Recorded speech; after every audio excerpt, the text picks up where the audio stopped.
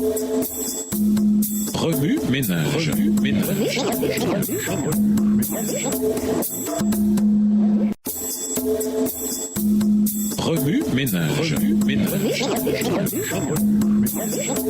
Bienvenue dans votre émission Remue ménage. Voilà la leçon de mardi investiguée. Lisons Éphésiens 5, les versets 21 à 33, Osée, les chapitres 1 à 3, Osée 6, les versets 1 à 6, Ézéchiel 23, les versets 1 à 49, 1 Pierre 2, les versets 9 et 10, et Ésaïe 54, les versets 5 à 8. Éphésiens 5, les versets 21 à 33. Vous soumettant les uns aux autres dans la crainte de Christ. Femmes, soyez soumises à vos maris comme au Seigneur. Car le mari est le chef de la femme, comme Christ est le chef de l'Église qui est son corps et dont il est le sauveur. Or, de même que l'Église est soumise à Christ, les femmes aussi doivent l'être à leur mari en toutes choses. Marie, aimez vos femmes comme Christ a aimé l'Église et s'est livré lui-même pour elle. Verset 26. Afin de la sanctifier par la parole, après l'avoir purifiée par le baptême d'eau, afin de faire paraître devant lui cette Église glorieuse, sans tache ni ride, ni rien de semblable, mais sainte et irrépréhensible. C'est ainsi que les maris doivent aimer leur femme comme leur propre corps. Celui qui aime sa femme s'aime lui-même, car jamais personne n'a haï sa propre chair, mais il la nourrit et en prend soin comme Christ le fait pour l'Église, parce que nous sommes membres de son corps. Verset 31. C'est pourquoi l'homme quittera son père et sa mère et s'attachera à sa femme et les deux deviendront une seule chair. Ce mystère est grand. Je dis cela par rapport à Christ et à l'Église. Du reste, que chacun de vous aime sa femme comme lui-même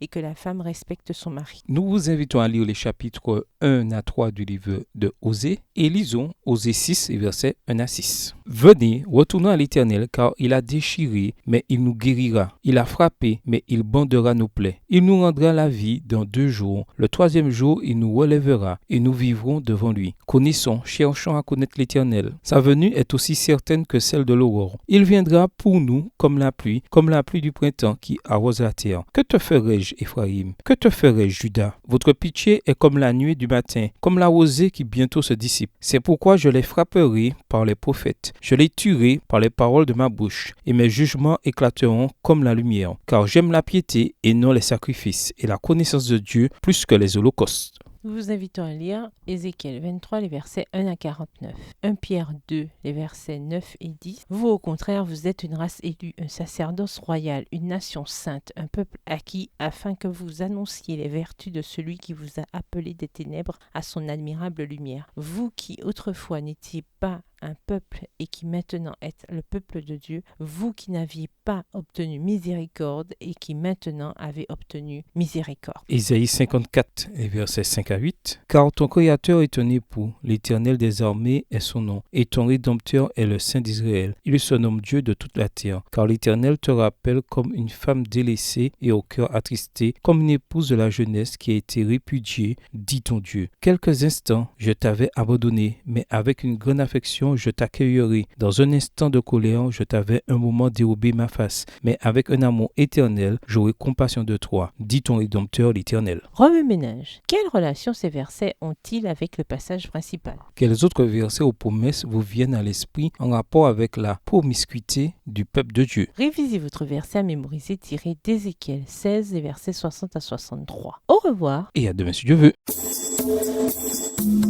Remue ménage.